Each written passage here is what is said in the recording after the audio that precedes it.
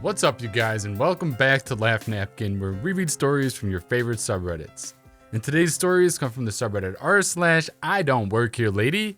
Let's get right into it. This first story comes from the user Kitsune's and Witchery, and is titled, "Lady, I really don't care if you want to order. Get your effing hands off me." Hey guys, I'm a longtime reader, and I realized I have a story I bet you guys would love from before the times of COVID. Me is me, Karen is Karen, see you is cool uncle. So a bit of backstory. This happened about 2 years back when I was in high school. It was summer break, and a few friends, my uncle and I, went out for ice cream at one of our local shops to celebrate me receiving an invite to a very prestigious military school here in the United States that I'll refer to as WP. Since it was summer, there was a pretty long line at this tiny place, and they only had outdoor seating. Being that we were a pretty big group, I had my friends go save us a table, and I made a list on my phone with my friends and my uncle's orders, so only one of us had to wait in line. As I turned to head to the line, I heard it. You know that noise someone makes when they think they're high and mighty? That condescending clearing of the throat? Now mind you, I'm pretty weirdly built for a female. I'm pretty short, like under 5 feet, but I'm bulky from being a wrestler and doing weightlifting. At the time, I think I just had some standard jeans shorts and a random shirt with my school logo on it. Nothing that would have made me seem like an employee at the shop. Not that the actual employees would have ever come outside to take orders or anything. At first I kind of tried to ignore the lady and kept heading towards the line, but she made her throat clearing noise again. And being me, I decided to see what she wanted. And I really didn't want to say anything to some random lady, so I sort of made eye contact and raised my eyebrow at her. Kind of like The Rock? She had that pretty stereotypical Karen look. Mid-30s with that short cut, fake blonde hair and tacky acrylic nails. When she realized I acknowledged her, she huffed before talking to me. "Well, it took you long enough. I want to order." Like, I sort of knew this was going to be loud and really irritating, but I really wanted to keep my cool and just explain the situation. "Miss, I don't work here. I'm just grabbing what me and my group want so we don't have to stand in. I don't care if you want to help your friends first. I watched you write down their order. You work here, and now you will help me as well." Okay, so clearly I was dealing with a crazy lady. Great. "Miss, I just told you I don't work here. I'm just doing my group's order." After that, I turned to walk away. Turns out that apparently, like most Karens, sudden movements upset them. As I turned, I felt those fake acrylics press into my wrist. This bee actually decided to grab me. I quickly ripped my arm from her grip as I turned around to face her. The mere fact that she had the audacity to grab me. Even if I was an employee, there's no reason to place your hands on someone. "Look, lady, even if I worked here, which I don't, you have absolutely no reason to ever lay your effing hands on me." Through this shouting, my uncle grabbed the manager to come help me out. They came out just in time to see me wrench my wrist from this Karen's grasp. "What the hell are you doing to my niece?" He grabbed my arm to check over my wrist. I knew I was bleeding a bit from where she dug her nails in, but I didn't really notice it too much. The manager was trying to ask the Karen about what happened, as Karen rants about how I was rude. I didn't want to take her order and how I assaulted her.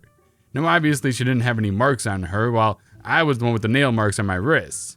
The manager calmly explained that I didn't work there, nor did the workers come around to take orders. My uncle told the manager while it was okay, the lady needed to go. Needless to say, I got my ice cream and had a pretty nice time after that. I feel like the story is missing like 2 things. 1, OP probably should have gotten her ice cream for free after this incident. And 2, Karen should have gotten arrested and had charges pressed against her. I mean, she drew blood, and there were witnesses. Maybe next time. This next story comes from the user Cinedelic, and is titled, "This is a ranch, not a gas station. But please wait here until the sheriff arrives." To set the scene, the area I grew up in was a very sparsely populated cattle ranching country, often with more than a mile between houses, and dozens of miles between anything that might even superficially resemble a town. This story takes place well before the era of cell phones. The remoteness of the area meant that if anyone should have car trouble, they would be forced to go to the nearest ranch house for help. Keep in mind, these are ranches that ran cattle, not businesses open to the public. But people were friendly and would invariably go out of their way to help anyone who was reasonable and polite. Unfortunately, not everyone qualifies for that description. Late one night when I was about 15, my family was awoken by the sound of a car horn extremely close to the house. We got up and stumbled outside to see what was happening. We were greeted by the sight of a trashy car parked right at our back door. Given the layout of the yard, this should have been damn near impossible. An older lady staggered out of the car, drunk as can be, and began to yell at us about our terrible service. My dad tried to calm her down enough for her to explain what she was going on about. It seems that she was driving along, realized that she was running low on fuel, and decided to find a gas station. Miracles of miracles, this gem of humanity saw the lights of our property from the highway and made her way down our long driveway towards us. And saints be praised, there were tanks of fuel all about the garages and shops. In her drunken stupor, she somehow looked at an assortment of ordinary ranch buildings and thought, ah, yes, gas station. She went to several of the pumps and tanks, but was flummoxed to discover that they were either locked or wouldn't turn on, because gas theft is a thing.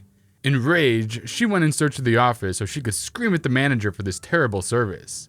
But rather than simply stagger around on her own 2 feet until she found that office, she chose to drive around.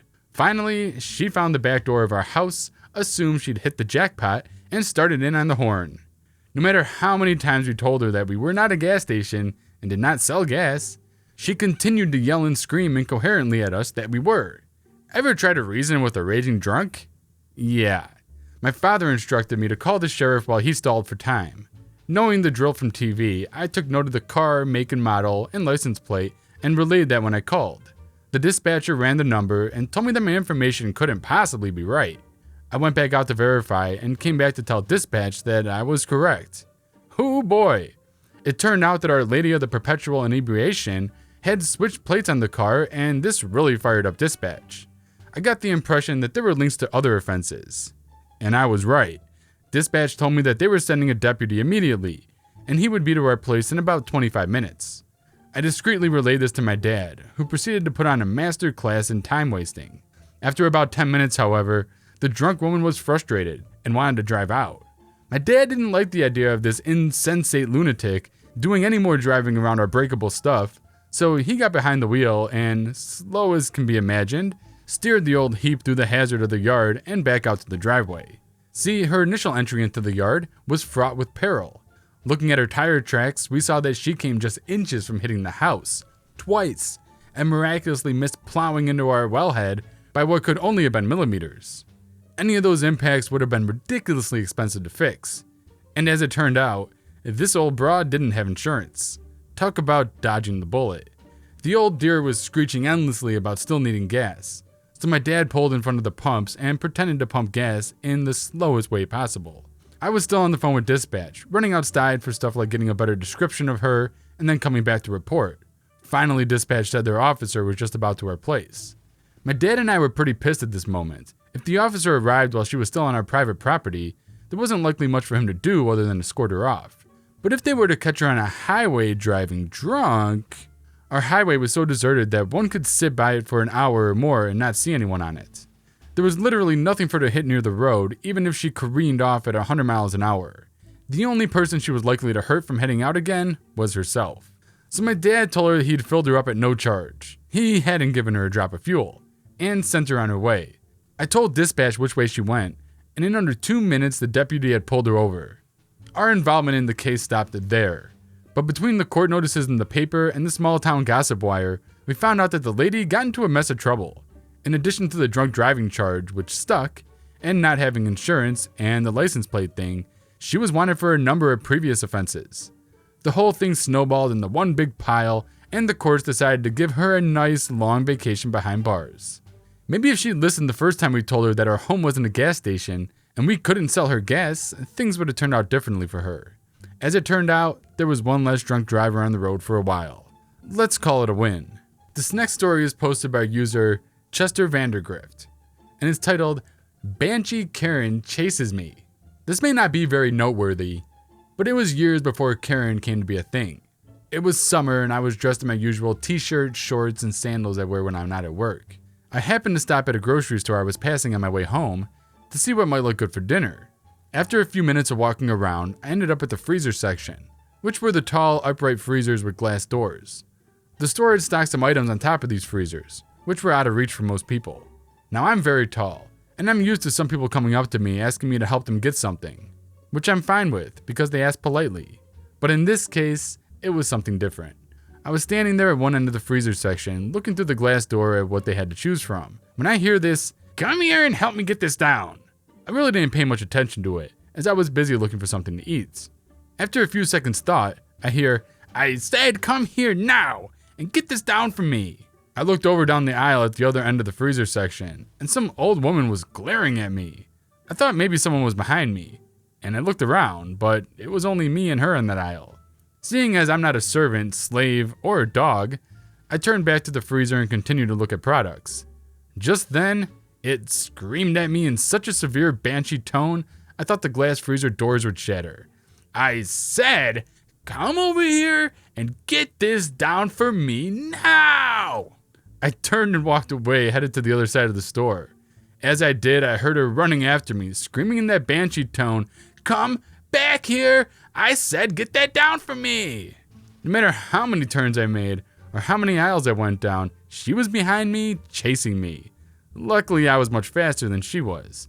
After about 2 minutes of this, I just headed for the front of the section and left out the front door, all while hearing her banshee screeches, "Get back here and get that down for me!" Lucky for her, I had reached the front doors before she reached me, because I had already made peace with myself about jail, because if she reached me and grabbed me, I was going to put my fist through her face. I don't know if that's the right way to handle that situation, OP, but okay. What an interesting story to end this video. Alright guys, I hope you enjoyed these stories today. If you did, smash that like button. And if you're new to my channel, be sure to subscribe for future videos just like this one. I'll see you in the next video.